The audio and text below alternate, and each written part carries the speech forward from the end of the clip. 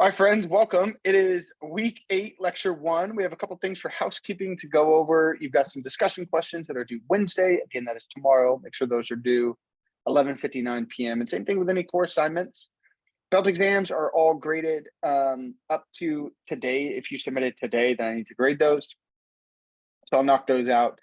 And then if you need to retake, if because of my inability to kind of get some exams graded, if you were impacted by that, I can give you an extension for that. But I would just let you know, I'll work with you on any sort of belt exam or any exam grading that you need in this next couple of days. So yeah, there is, that is kind of it for where tomorrow is the last day, or if there is something, then I can work with you. But we're kind of coming up close, right? We just have a couple more days, a couple more classes in order for us to kind of get everything done and get everything managed and handled. So now is the time to kind of put the pedal to the metal. Just as a reminder, you don't have anything for this week from a core assignment perspective. You just have discussion questions. You do have 2 of those. So please make sure you're doing those. And please make sure you are, let me show you this guy. So make sure that we are in week 8. Everything is due tomorrow. Last chance for submitting. Today, again, is the last day to start an exam. Unless you were impacted by the grading situation, then I can extend that to tomorrow or work with you on whatever is best for you.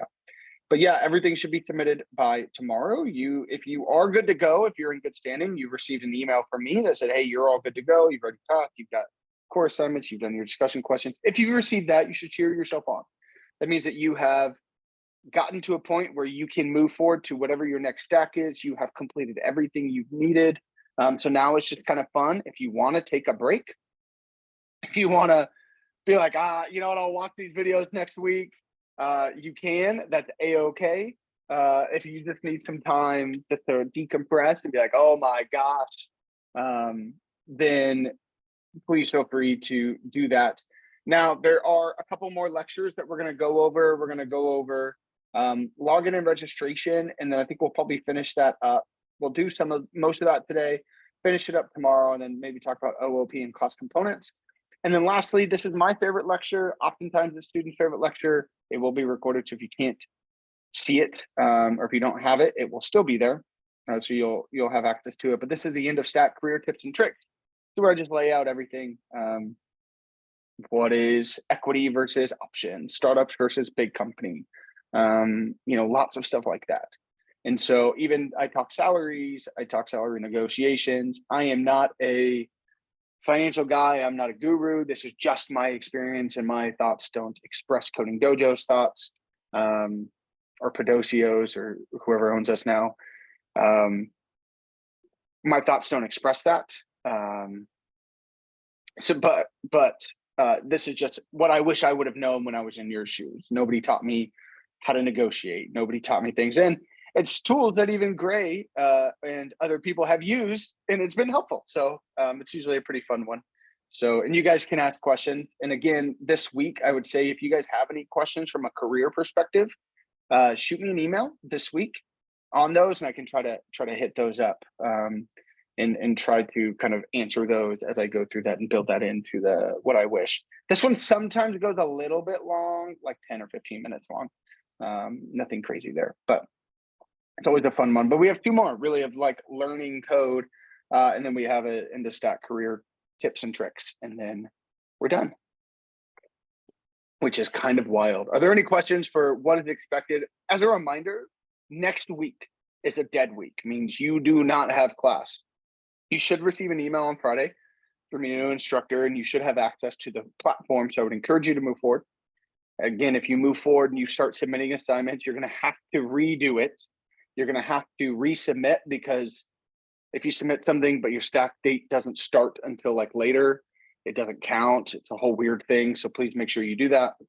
You will have to resubmit, but I would go ahead and move forward. Start thinking about projects, start thinking about what you want, start thinking about kind of all of that information if you want to kind of move forward. And handle that.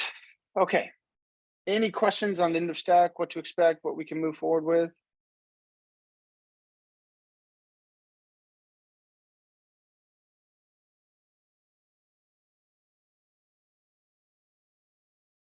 Okay. Great. Okay. So we have been talking about our login and registration, and there's quite a bit to it. And we have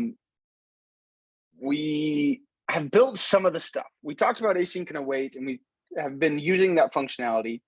And so what we'll need to do is we will need to build in more of that functionality. We need to build in our login functionality. We need to handle a couple different things and see how it operates and how it works. So we have quite a bit we've got to do. That's why I said we might go a little bit into tomorrow, but let's go ahead and do that. I do have some code that I will copy and paste over from this already, like a solution. Only reason is because none of it's new information. It's building a form, which you guys have done. You guys have handled that. You've crushed it. And so by building a form, it's, you guys are already kind of there. So great. Cool. Just as a reminder of what we've done, we've created a user. We've created a user model that's got a first name, last name, email, password. We created some virtual attributes or virtual fields of confirm password. We've validated it, and we've used bcrypt to hash our passwords. We can actually hash it and handle that. We have a controller that we can actually register, and we can create a new user, create a token. We haven't configured any of our database or anything like that, so we've got to do that.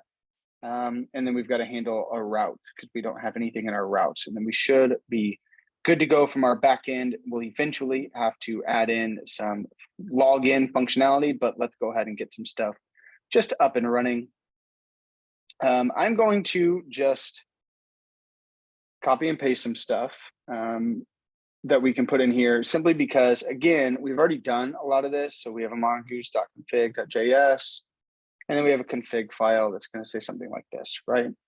Then we've got our mongoose, we're requiring it, we're bringing it in saying, I want to be able to use this. We're just connecting, and then our database is going to be called reg underscore login underscore DB. Cool. So that's our first config file that we have. That's nothing new. That's something we've done a billion times, right?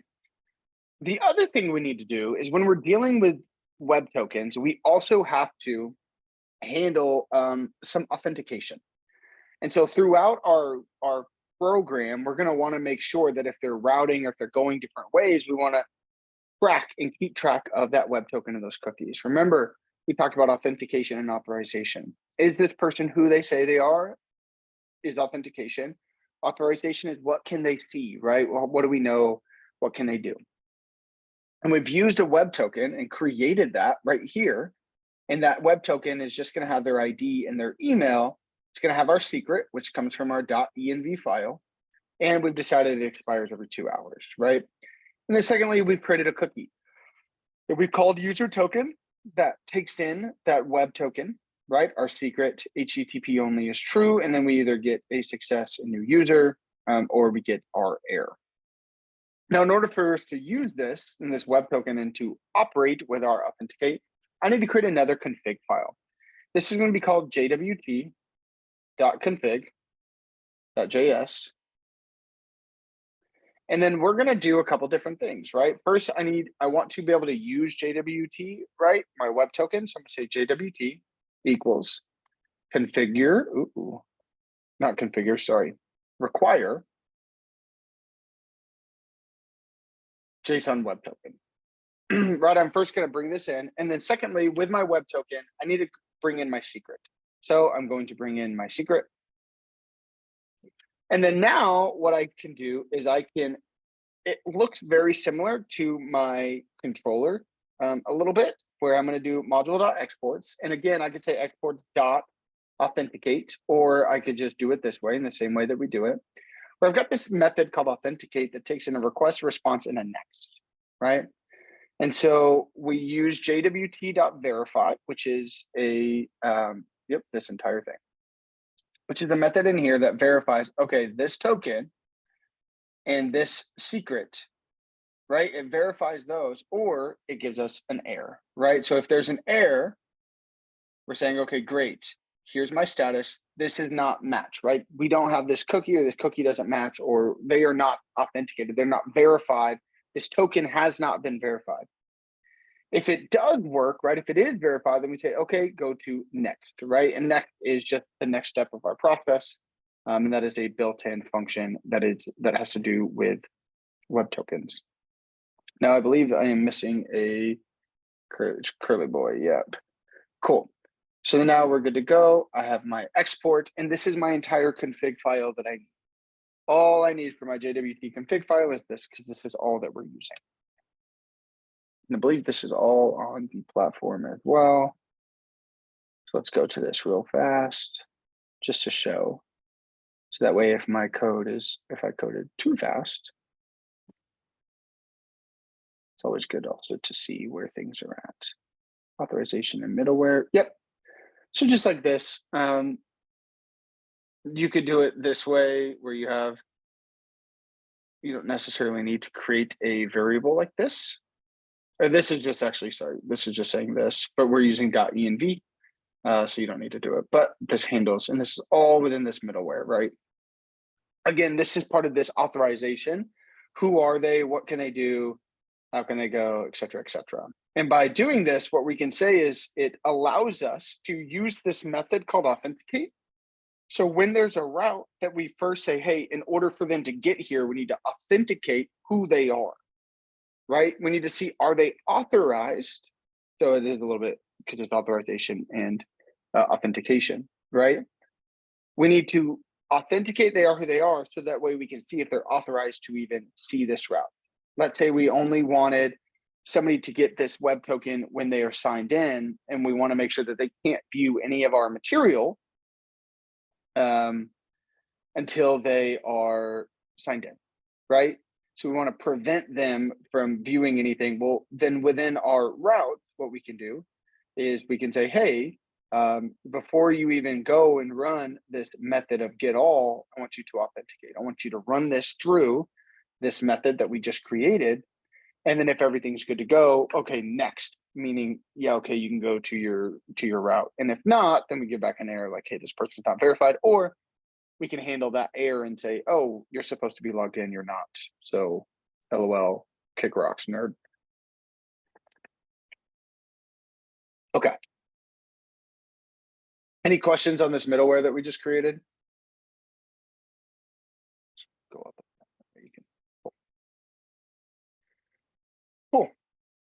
So for our backend, there's one other thing that we need to do, is we need to create this login portion, and this is a little bit more of a lift, right? So if we go into our controller, we currently have our register, and that's okay, but we need to create our login. And so what we're going to do, I got this guy's right here. Perfect. So then we're going to have a comma, and we're going to say login an existing user, and we're just going to create our login function. Let me kind of take this down so that way we have access to some code. We're using async and await. And so if we're going to do that, we're going to use a try catch. Same thing. Cool. So we're going to use a try catch. And here I'm going to say const user equals. Now I need to get, this is when they're trying to log in, right? And so if they're trying to log in, I'm going to think through, they're going to use an email and a password, right? And so what I need to do is I first need to see, I could call this potential user, I could call this anything, but first I need to grab the user whose email matches the email, or look to see, is there a user in my database whose email matches the email that this user just gave? So I want to make sure that I use await. Anybody remember what await does?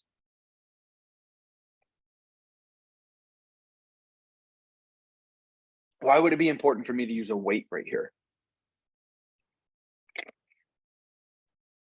It doesn't function, or it doesn't start until it receives the relevant information. Yeah, exactly, Cameron, because the way we do it for things to run asynchronously is allows me to do multiple things at once. But, and we can see from the code here in just a second, all of the things that I'm doing are dependent on if there's a user or not, right? Because if there's not a user, well, then we need to handle, right? If there's not a user with that email, well, then we don't want to make sure that it starts comparing passwords and doing all this stuff. We just want to be like, that user doesn't exist, right? Invalid login attempt. And you never say, one thing you never do is never say, if it's like, hey, this password doesn't match, because what that tells a hacker is, oh, this email is good, I just need to now shuffle through password, and then vice versa. Say like, this email, like, you always just make it ambiguous. The email and or password is incorrect, right? You never say which one is actually incorrect, because they're like, oh, bing, I got an email, I can just cycle through passwords if I need. Okay, so here I've got this user, right? And that's what I'm bringing in. So I want to use my user. So that's from my Mongoose model. And then I'm going to find one. And I want to find one by email. And I want to pass in the email that my form is going to get.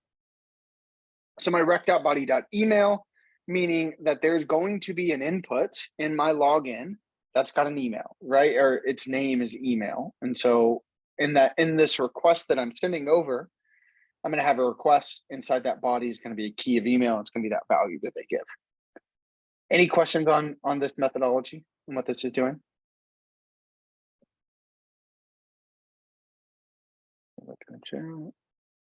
No questions. Perfect. Yes. So first off, yes, great question. Right now, we're just getting this email, right? And so what I can say is I can say if user, so you can see that said if user equals null, then we can say invalid login, but I'm going to do it another way. I'm going to, because I think this other way, the way that it was trying to suggest, what it does is it basically that's what's on the platform. And so I don't want to have to show you that. I'm going to show you another way that's not on the platform. And GitHub Copilot stole my thunder, but that's okay. It'll eventually come back, I'm sure. So what I can do is I can say const. I'm just going to type it so that it's easier. Correct password is what I need to do, or I'm going to call this password match, just so it makes sense. Is I want to create this variable called password match. And what it's going to do is I'm going to await again, meaning I don't want it to move forward until I know that this is true. And we're using this tool called bcrypt, right? And bcrypt is this hashing algorithm that we use.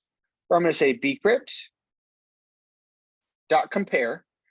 And remember, we don't know what bcrypt does, and we don't know how it works. So we can't decrypt or figure out what our password is and then say like, okay, I'm going to run it through this thing, and then now I have both these passwords. We just rely on bcrypt to do this.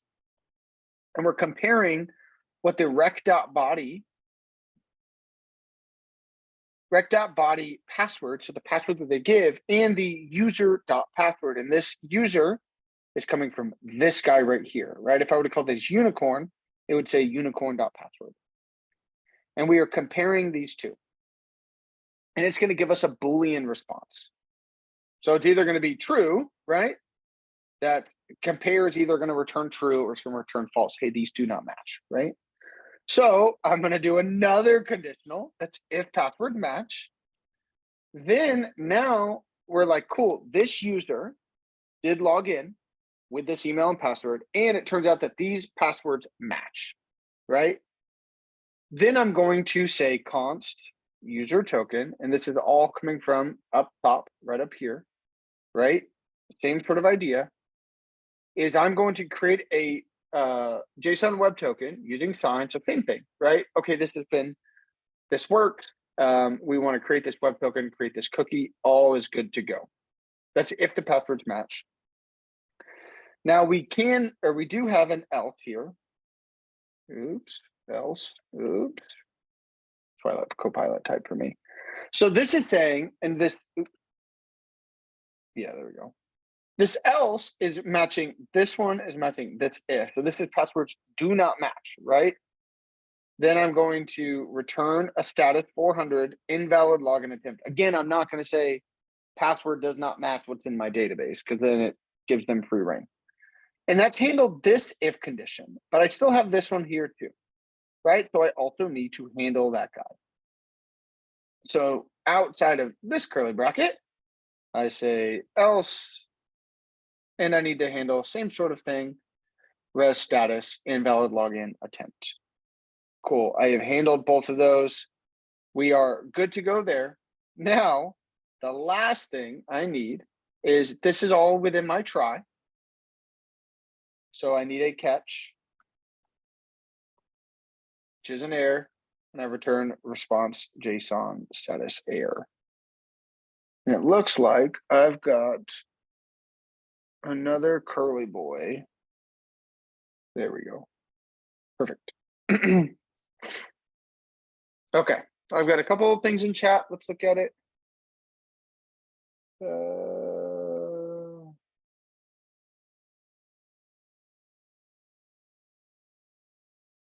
Oh, it's just lots of funny stuff. Trust me, bro. Yeah, cool. So that is now our login methodology, right? We're basically saying, hey, does this user exist? And if so, we grab them.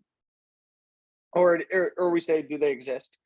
And we either grab them or not, right? And we say, okay, if there is a user, meaning that a user does exist, now we want to compare the password. Before we even set the token, we want to compare the password and say, do these exist? If they do, okay, great. We can move forward.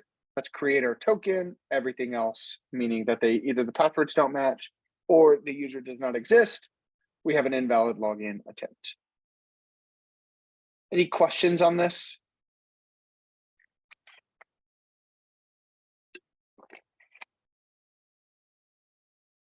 And then lastly, what I can do is I can create a logout. This one's super simple. Log out an existing user, takes in a request response, we clear the cookie, and we are good to go. That's it. That's all you have to do. That's all. Just clear the cookie of user token, and that's when they log out. That's the easiest method.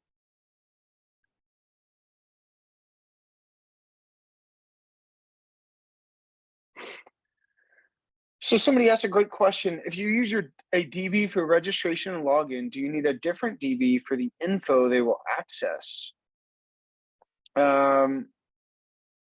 It will depend, right? Because you can have a DB. In reality, you can have a user DB and you can have a data DB, right? And so that's really where you have to, and that's a real world, that's a very common thing, where you will actually separate your data. You won't have a DB that has everything in there. That's not normally how it will work. For what we're doing and what we're doing right now, that works just fine, right? But oftentimes you're gonna have your own data, because whether your pipeline of your API is gonna be different in the way you wanna store it, based on cost, based on what you're doing. And so that's really where this authenticate is going to come in, right? Because what we can do is, even on a request, if there's some sort of request being sent, we can authenticate it and say, is this user logged in? And if so, what is or do they have the authorization to even make this request? And then within our own API, right, which is what we're kind of doing right here, and we're going to build that in just a second with our routes. Within our own API, we can control and say, okay, only if they're authenticated and they have authorization, then we would just make them sort of Axios request, or sort of, DB request to our other DB, and grab that information, right? So this is the entire point. That's a great question, Tony. That is a very common thing. And yes, you would, because of this, that's what authenticates us and allows us to get to a point into our API that we can then make those other requests. Somebody asked, why wasn't login info required for the test? But it is immensely more challenging. And you guys are already hitting, just like Paul's saying, you guys are already hitting so many things in the exam. You're learning so much that it would be sort of much more challenging for you guys to like also have to do login and registration, because Python and Java are a lot easier than this guy, because you're having to deal with tokens and cookies and all of that good stuff. Okay. Last thing we need to do for our backend is we need to update our route, right? Or we need to create some routes. So we have this user.routes.js. And so what we're going to do is first we need to bring in our controller, call this user controller equals controllers. And then I'm going to say module.exports equals. Now I can do function app, or I can just do app. That is an arrow function. Perfect. And then what I'm going to do is these are all going to be post requests, right?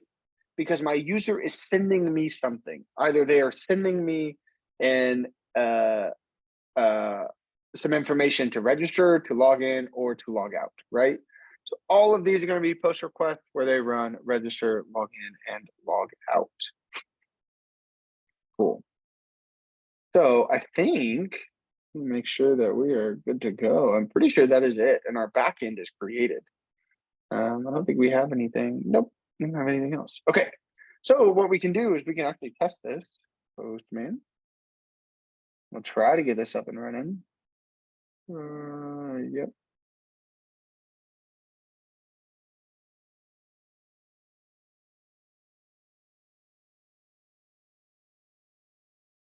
Sick.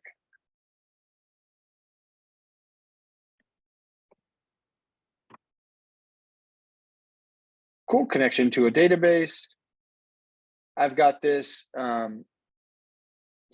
got this model here that I need a first name, a last name, an email, and a password, right? In order for me to create it. So let's go see if we create it, if everything works out the way we expect it to. So if I go to my route, I've got a API/register. And so we're going to use that. So we have a localhost 8000 API/register. It's going to be a post request. In our body, we're going to have a first name. Let's see, how do I do that? Yep, campus.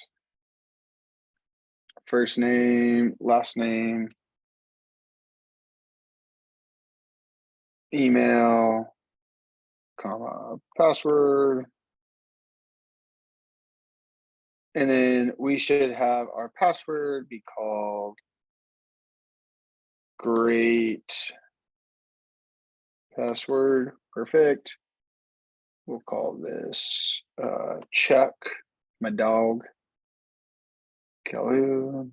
Email is at c.com. Okay, let's test this.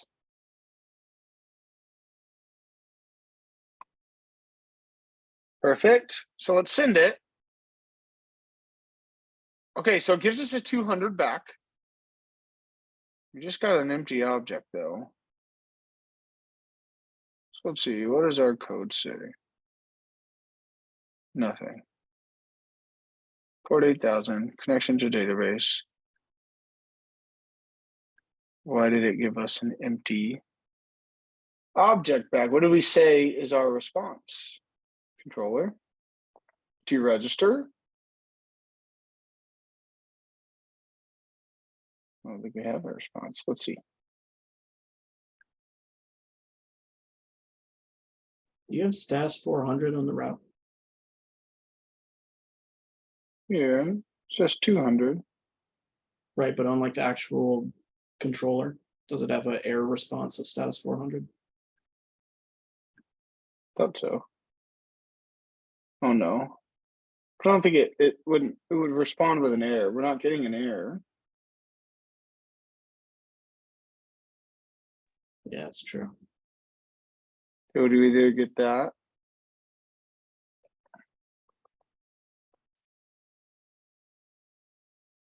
Just giving us back an empty object. Which we should either get this guy, or we should get this message of success and a new user. Which we're not getting any of that. I think you need the status 400 in the catch.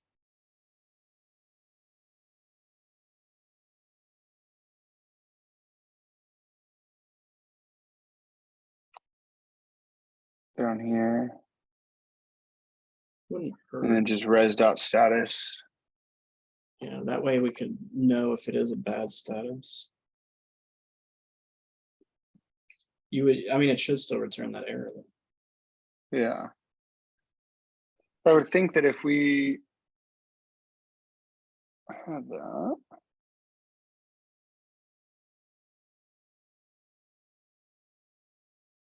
Oh, go to your routes real quick. Go to your user routes.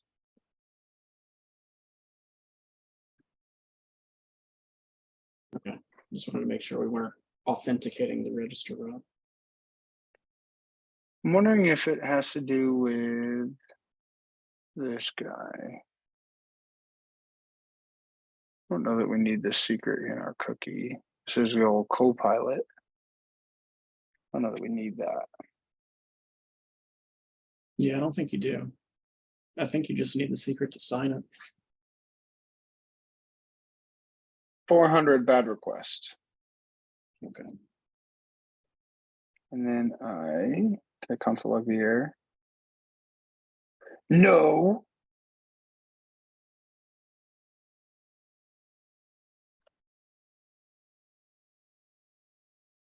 Console log error. Okay, let's see. Let's try it again. Bad request, and then let's see. User.findOne is not a function.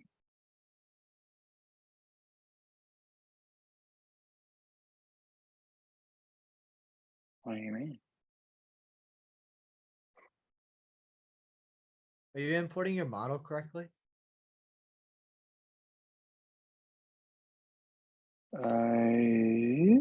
Let's see. Yes. Am I not exporting it? Is that the issue? Yeah, I'm not exporting it. Like a knucklehead, friends. That was the issue. Because my code was not finished with my user schema. Well, now we see it. So I just module.export equals user. Now, so we were trying in our controller to require this model and then use this user, but I wasn't exporting it. So it didn't have access to it, right? It didn't have any of this junk. And so great call, Zachary. All of this was fine. I just had to then export that and say, cool, now you can use it. So anytime something is requiring it, this is what it's giving us. So now let's go ahead and try.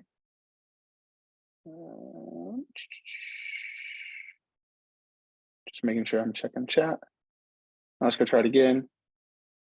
Hey, email already exists. That's better. And I do think it is. So let's do gray.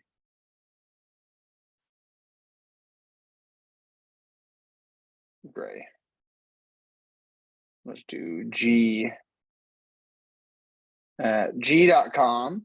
And let's see if this works. So I don't think gray's already in here. Okay, so we have another thing. Passwords must confirm password. Password must confirm password, user defined. Great password. So that is telling me that there is a validation error. Passwords must match confirm password, which means, and now you can see why we don't have you guys do this on the exam. That somehow in my validate. No, that should, I think your code is good. I think we just need to include it when we post it. You shouldn't, because whenever you send it, doesn't it create a virtual field? It does, but it has to take it from the rec.body. Oh yeah, you're right. And so if I say,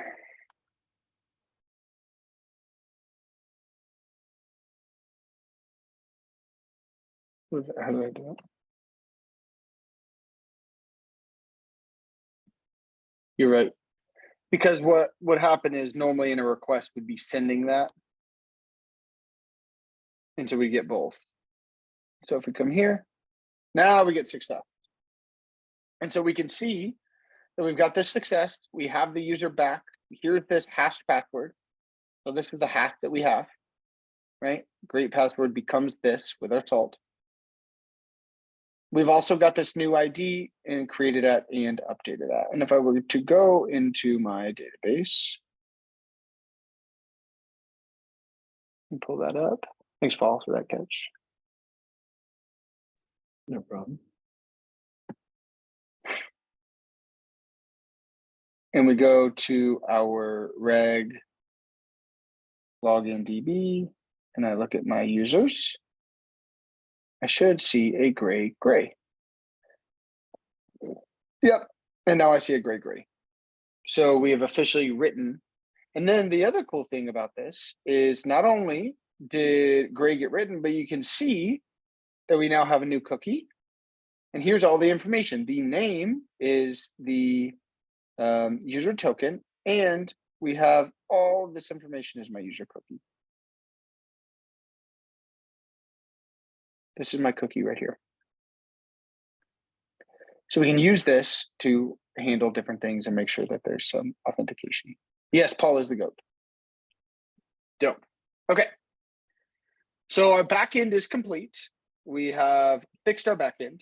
Now all we have to do is create a front end and create, which is a little bit easier said than done, but that's okay. We can do that. We can knock it out. I'm going to go ahead and jump in here. I'm going to kill this guy. Oops. Wrong thing. Cool.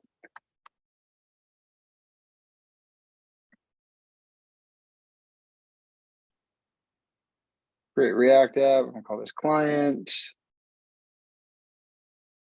We'll have a couple things we'll need to bring in.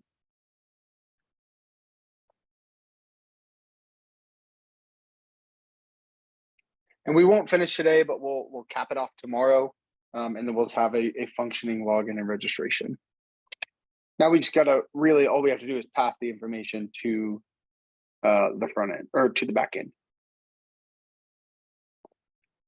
And we've done that a million times because all we're doing is we are taking a form, taking all of the information from the form and then passing it in, which we've done 100 times and what you guys have all crushed on your belt exam.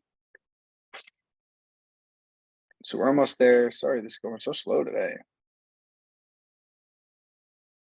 Probably because of how many times I've installed NPM packages in the last week.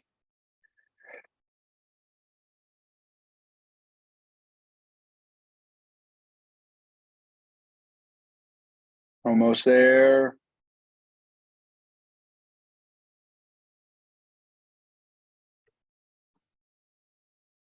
Okay. So now I can CD into client. Cool. And I'm going to npm install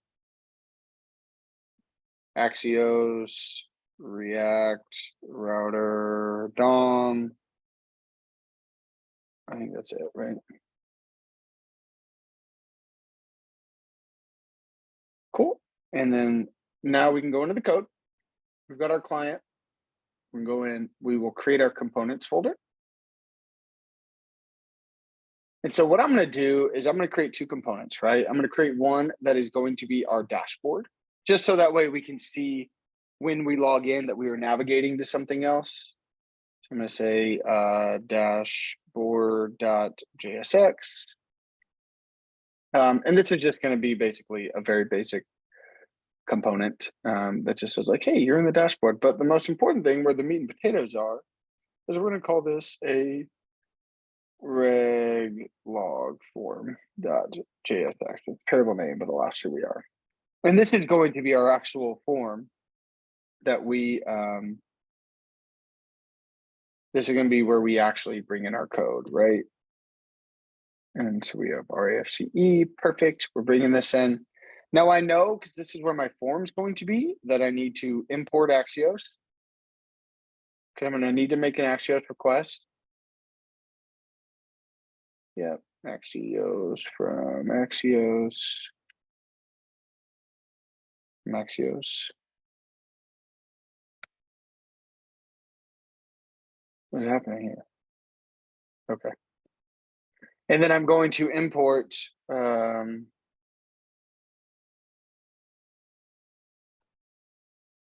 import use navigate from React.dom. Eventually we're going to get there. Okay.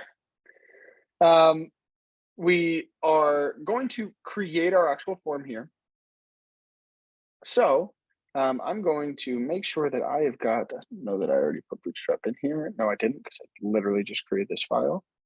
So let me grab Bootstrap real fast, because that's what we're going to use to make our form. I think I can use an old version. That's what I have hotkeyed. Nope. It's the other hotkey. Cool. There we go. Cool.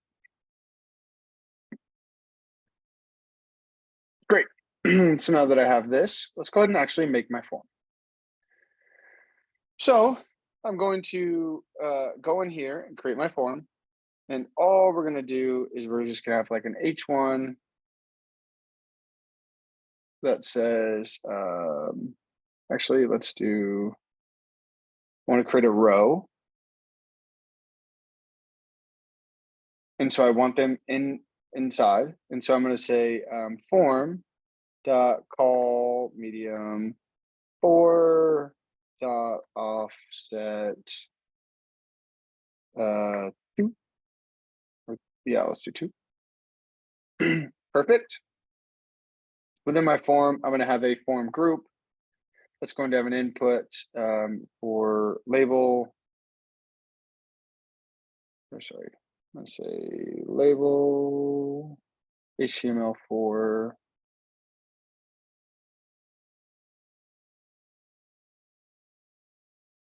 first name. Have an input type text for first name, and we'll put in this, and then we'll just kind of bring all that over. We have last name, email, we'll have password. Let's see if it does confirm password. Dope. Cool. So we have this form. All is well, all is good to go. There's a couple things we need to handle though, right? If we're going to grab this information, we need to go ahead and throw it in state.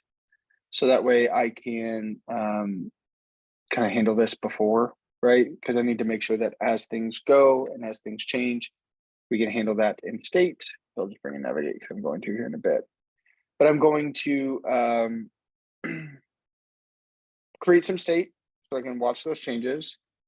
I'm going to say user info, set user info, and that's user state. We have first name, last name, email, password, confirm password. Cool. This is my state, making it just one object.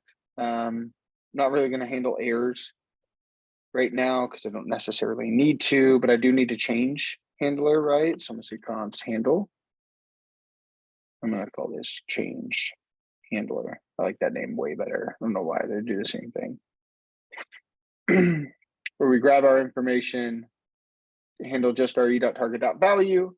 I'm going pretty quick here because we've already done this. If you guys need me to slow down, please just feel free to raise your hand or to kind of come off mute and be like, hey, what are we doing here?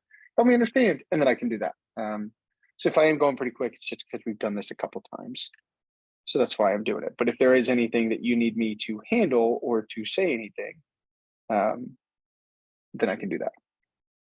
So there is one little thing that's different is when we are submitting, what we need to do is we need to do an Axios post request. Obviously, we're going to go to API, register, we pass our information.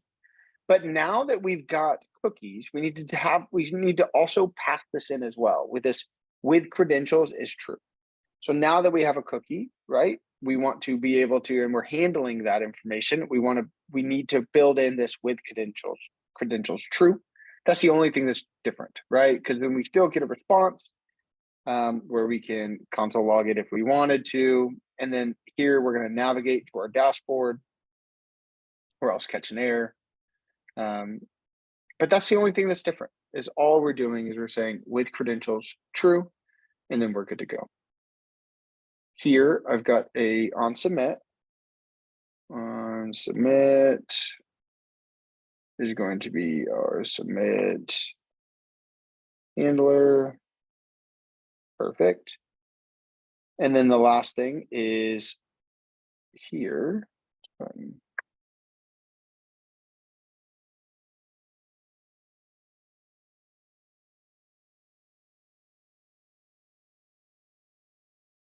All of these. I need an on change. Ooh. On change is going to be our change handler. Perfect. And the last thing I need for my form is a button that says register. And so this is just my registration form. And so now I think that is everything. I think we've handled state. Let's try to run everything. And then what we can do is tomorrow we can rock the other one. So let me get a new terminal, new window.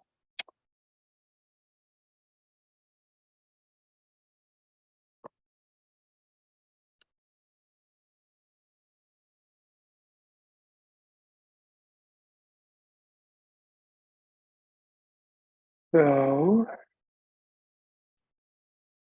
we got our backend running. I run npm start.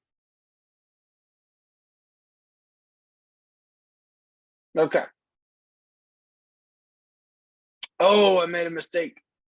I didn't handle anything with our app.js. Look at our app.js. We created this beautiful form and we haven't done anything with it.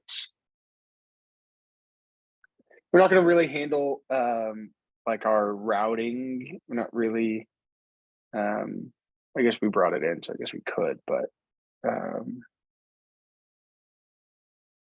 yeah, I guess let's do that real fast.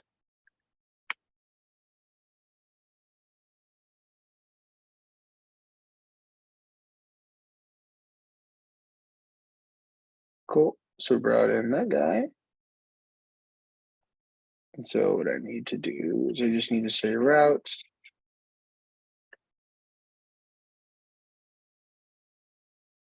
Route path home.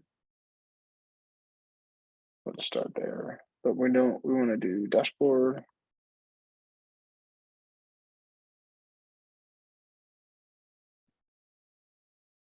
And then what do we call it? Reg log form. Perfect. So now if somebody goes there, we have our reg log form. And then eventually, if we get to a dashboard, then we can call in our dashboard event. Let's see, what are our errors here? Route is not defined. Tough. Route. Perfect. And then I need to import reg log form and import dashboard. So one more error, use state is not defined. That is in my reg log form.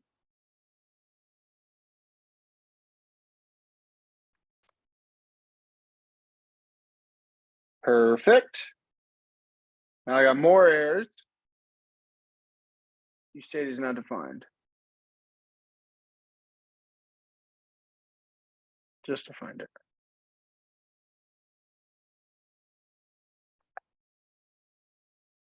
Oh, there we go. Okay. So now we've got a form. Everything is good to go. And in theory, what we should see is I'm going to create Paul here. And if I update this data, it should work a-okay. This is right now navigating to dashboard. We don't have anything in dashboard. Let's just do RAFCE. This is in dashboard. I never spelled dashboard and I never spell function correctly. Both of those are true. Okay. So now if I say Paul, your last name is really long. So I'm going to say S. Yeah, S.com. and I register, what happens? I don't know what that. My money is on last name length validation. Yeah, maybe, huh? Let's see. User validation failed. Oh yeah, Just copy and paste, nice. copy and paste. Copy and paste. Thank you. Copy is good call. Okay, so we went in our dashboard, which means we got a healthy or a healthy, successful response. And then if I come here and I refresh, oh, right here. I refresh, now I have 11, and Paul is there with all of this information. And if I were to look, and last thing, if I were to inspect and go to my, I believe it's application. Yep, I now have a cookie, right? That is this user. And I have this cookie right here. It's created. So we can now do something with it.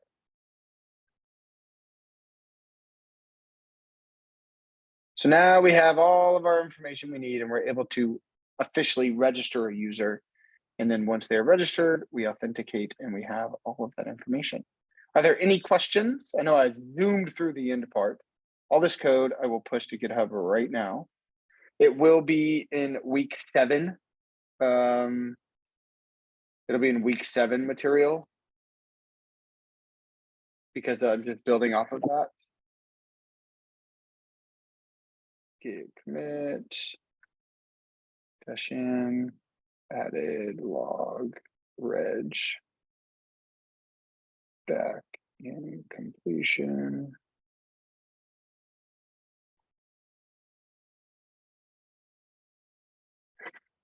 Any questions on what we did? Perfect. Now it's on GitHub.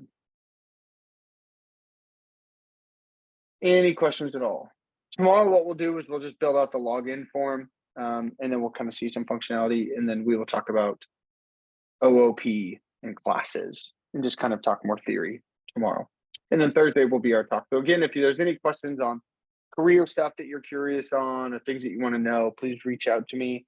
Let me know that, and then I can try to build that in. But that is all I have for you guys. It's exactly 9 o'clock or wherever you're at on the dot, 6 o'clock on the dot. So that's all I've got.